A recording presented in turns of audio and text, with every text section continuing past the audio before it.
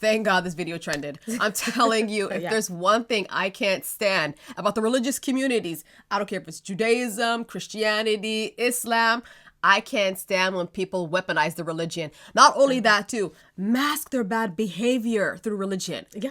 Oh my goodness. Like a good example. Like I'm used for Islam. Okay, go ahead. I can't stand when those guys be like, oh, God allowed me to have 4 wives under conditions. You got to ensure the first one is pretty satisfied about the life she's living in and she is happy and okay with it. Yeah. Which 99% of the chance. She's not. She's not. You're not. If you're not a billionaire and you're not living in Dubai and you're...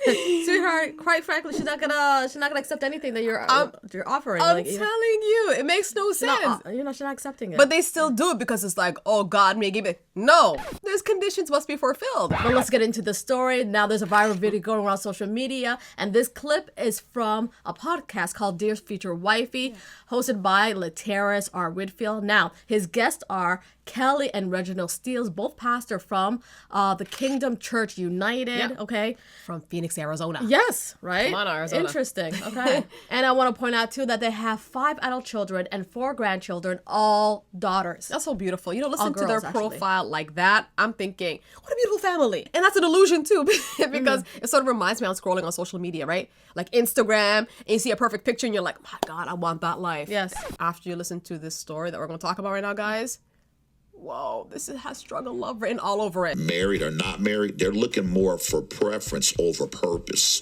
I believe that this is my purpose. Right. Because she really wasn't my preference. I wasn't. But when she opened the door at 17 years old and I was 18, and I said, oh my God. And she said, what? I said, you're my wife. Yep. Get out of here. Yep. We need people to start kind of looking more for purpose than preference. That's right. What? He said, purpose over preference. Like, I know that sounds like a cute intro to a great romance movie, but like coming out of him and his history that we're going to get into. Yes.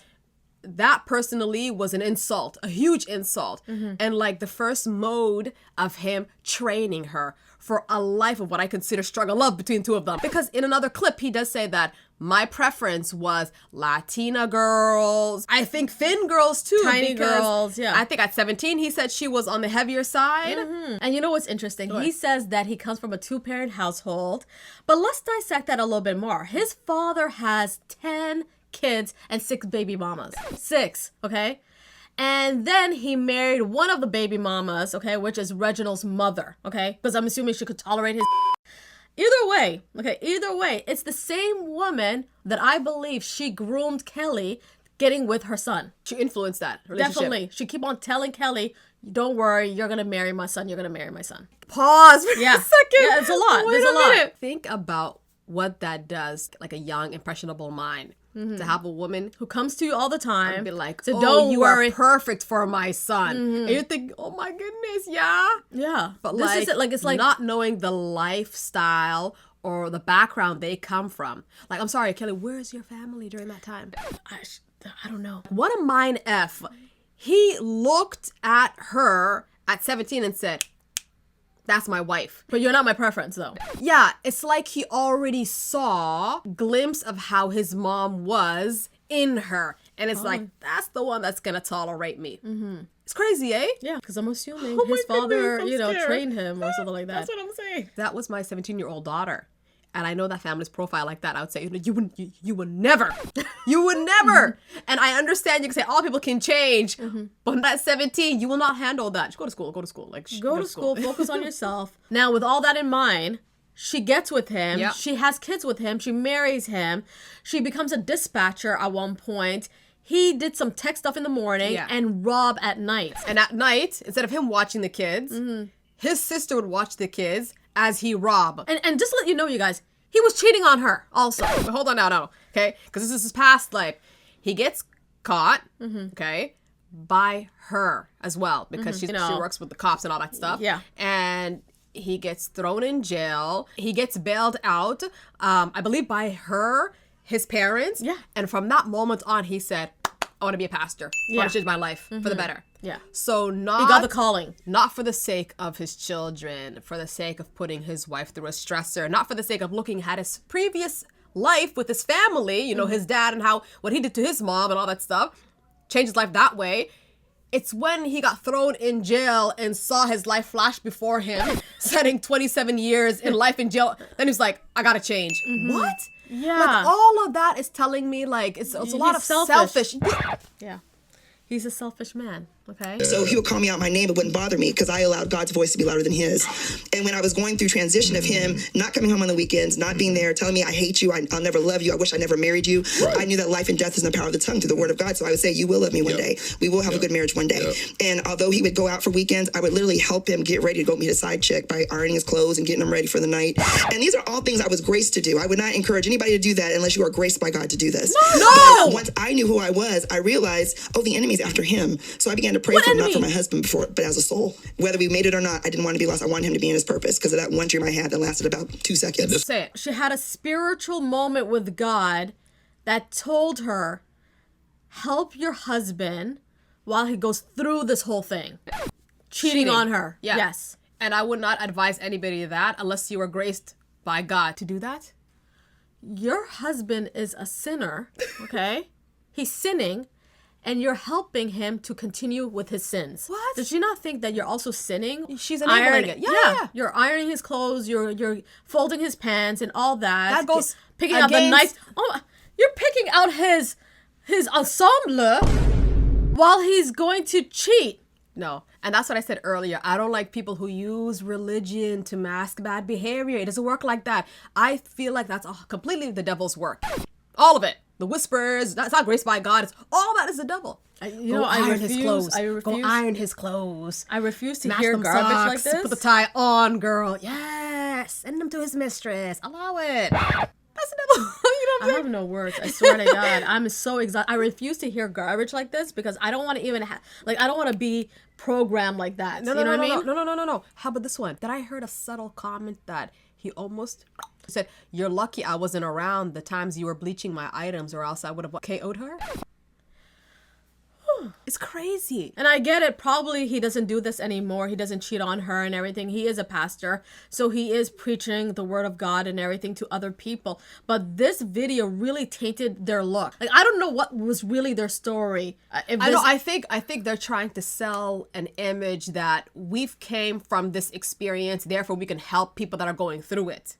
Yeah?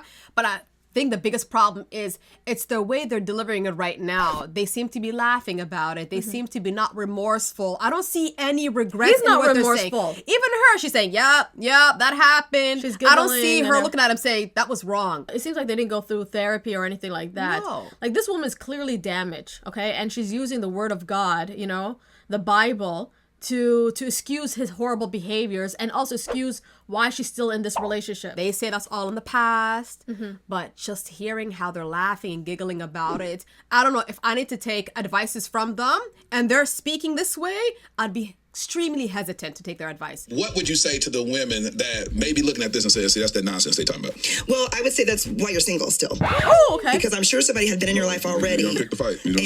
And you didn't want to give the investment for that person to become somebody, and then you lost them probably a long time ago. And you should have just worked with them from the beginning and just worked out the kinks and worked it out. Did she just say worked out the kinks? Yes, she did. Wait a minute. Wait, let me say something. Auntie, come on. Okay, I'm not trying to laugh about this because I'm getting serious right now. What about the ladies that are in relationships, in marriages, that there's DV involved, SA involved? Do you call those kinks? Right? How if you have a man or a woman, because there's a lot of men who are going through stuff like this. Exactly. And they're stealing your money, okay? Kinks? Or your partner has a gambling issue. That's not kinks. These are real issues. Cheating. Is that a kink also? I don't know. She said you should have invested in it. Get with a person for their potential. That's what it is, okay? His potential was becoming a pastor, okay? But she had to suffer in order to get there. And then again, I'm going to say this. She got with him at 17, so I feel like this is the only healthy relationship she sees. That's what she knows. That's all she knows. That's what I'm saying. But it's not healthy. It's not okay. You can actually find something that doesn't have a crazy intro like that. And I don't like how she's using religious or spiritual teaching to justify staying in the relationship. Can I just say something? I would never be friends with women like that. Okay? Those are the type of women who are going to bring you down, who wants to see you not succeed whatsoever because they're going through it. Okay? That's the reality. You think so? 100%. But she is a pastor. She runs a congregation, and she's trying to better women life that are going through this. By saying endure, continue with this. I went through and look where I'm at. I'm preaching to you, all of you guys. And she preached thousands of women across America. I would be curious to know the feedback from those women. Yes. And does she tailor her feedback differently? Like, oh, okay, you're going through SA. All right, so this is what I'm going to need you to do. You're going through DV. This is what I need you to do. You know, and can I say something? As a single gal over here, I'd rather be single instead of being in that type of relationship. Yeah, it's scary. Like, I love myself too much to ever go through that kind of garbage. You made a comment about earlier. You said, if you want to seek medical help, would you get it from a doctor who has a very bad track record, a lot of lawsuits under his belt or her belt, or would you go for somebody with an impeccable track record and a strong medical judgment? Exactly. The latter one, right? Exactly. Same for like a religious leader, you know what I mean? Or a teacher. You want somebody with a high moral judgment, very wise, and you can trust their guidance, right? With these guys, I don't know. With a track record, I'm like, listen, don't get me wrong. They know how to use their words, okay? How they say things is very elegant, very sweet, very nice. But there's no wisdom to it, okay? Yeah. Second of all, I feel like both of them, you guys need to be students, okay? Go back, be students. Learn from the greats. Because when Terrence asked, what do you think about all the women who think this is nonsense? And she said, that's why they're still single. Sweetheart, you could be married and still think this is nonsense. See, there you go. That wasn't a wise answer. To me, it sounds like a combative answer. And where's her accountability? Yeah. There's no accountability. I feel like if anybody asked them, looking back, would you do it all again? They would say, 100%. Yeah, 100%. And to me, of course not, because I believe there's much more healthy relationships out there and hope everybody seeks that. Yeah, and it seems like we're like really focused on her a lot, but she preaches to women, you guys. And on that note, please like this video, subscribe to our channel, and bye now.